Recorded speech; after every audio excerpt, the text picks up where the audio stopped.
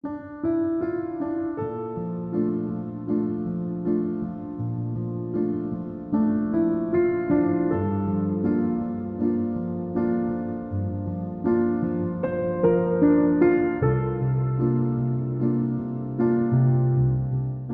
guys! So today marks the beginning of my 5th month into quarantine, and I finally decided to make a pair of 18th century clock stockings to go with my robe a la française. I have very little experience working with both knit fabric and hand embroidery, so this is kind of a combination of the stuff that I would usually stay away from had there not been a global pandemic going on.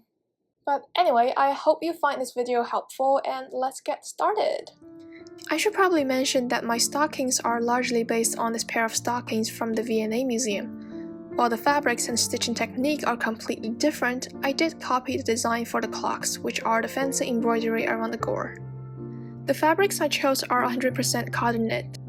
I drafted my own pattern from an extremely helpful article called Making 18th Century Fitted Stockings by Rebecca Manthey. You can find the link down below. Contrary to modern stockings, which are just straight tubes, these stockings have curves that fit perfectly to the leg shape of the wearer. And as you can see from the tapes on pattern paper, it did take me quite a few tries to get it perfectly right. In order not to stretch the fabric, I used some heavy items to keep the pattern in place instead of pinning it down. I used a heat-sensitive pen to trace the pattern and mark the seam allowance, and used chalk on the dark navy fabric to draw the long gore.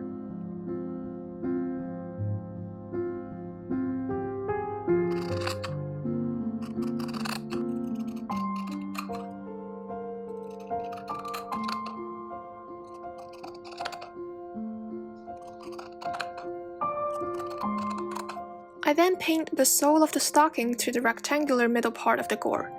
Before sewing, it is important to set the machine to the right stitches, as a regular straight stitch breaks apart very easily on stretchy fabrics. I personally like to use the triple stretch stitch, but a lot of people prefer a zigzag stitch or multiple zigzag stitch, or a stretch stitch, which I do not have on my machine. And as you can see, the fabrics still stretch out nicely after the stitches are put in. Next, I attached the sole and the gore to the main body. The triple stretch stitch is extremely sturdy, but it does use up a lot of thread and it's basically impossible to take apart, so please be careful if you decide to go with this stitch.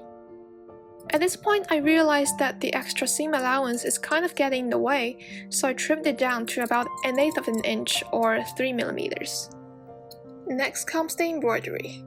I first traced out the pattern of the embroidery on the V&A stockings. As someone who does not own a tracing pad, I decided to maximize the use of existing resources, aka my window.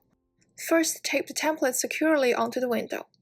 Then match up the gore on the stockings to its position on the template. Tape the entire stocking onto the window and then start tracing. I have to say it's not the most pleasant experience for my back and my neck, but I really couldn't figure out any better way of doing it. So if you have any wise advice regarding this process, please share in the comment section. Because of how soft and stretchy knit fabrics are, it is a bit tricky to secure them onto an embroidery hoop without stretching them. Normally, you could put a layer of water-soluble stabilizer to the back of the fabric so that it behaves like a woven fabric while embroidering. But at this point, I realized that I was kind of running over budget and again had to maximize the use of existing resources. Luckily, my dad, who happens to be a genius, suggested I use a hairspray to stiffen the fabric.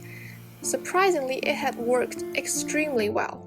I spent a lot of time trying to figure out the exact stitches that were used in the V&A stockings.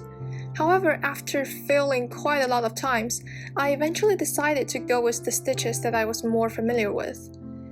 Before this project, I had only done embroidery for 2 or 3 times and had never worked with knit fabrics before. You could probably already tell that I was neither confident nor proficient at first, but after a few hours of struggle, I became much more comfortable and got a lot faster. I only used 2 types of stitches for the entire embroidery. The first was a stamp stitch, which was used on the floral trail and some parts of the flower and crown motif, and the second was a satin stitch, which was used to fill in the spot design.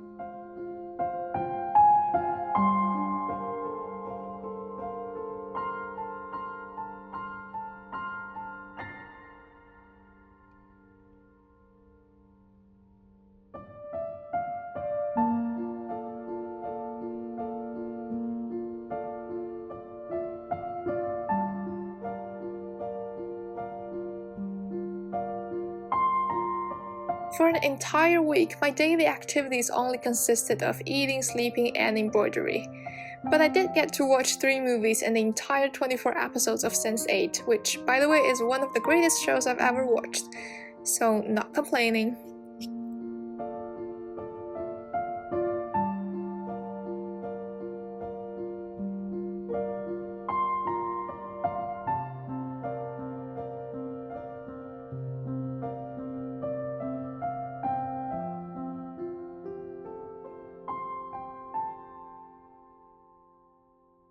The rest of the work really felt like a breeze once the embroidery was completed.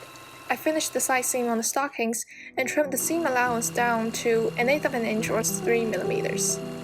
Then I folded the top edge down and hemmed it at 1 inch, which is about 2.5 centimeters, then trimmed away extra fabrics.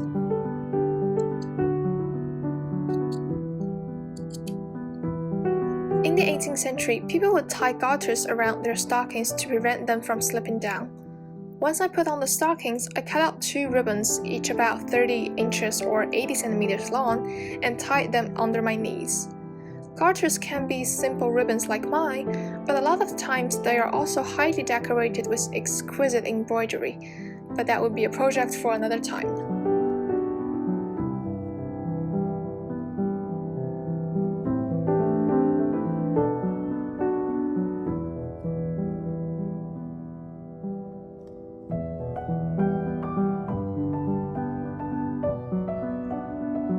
I hope you find this video helpful, and please hit that subscribe button if you enjoyed watching it, and more to come.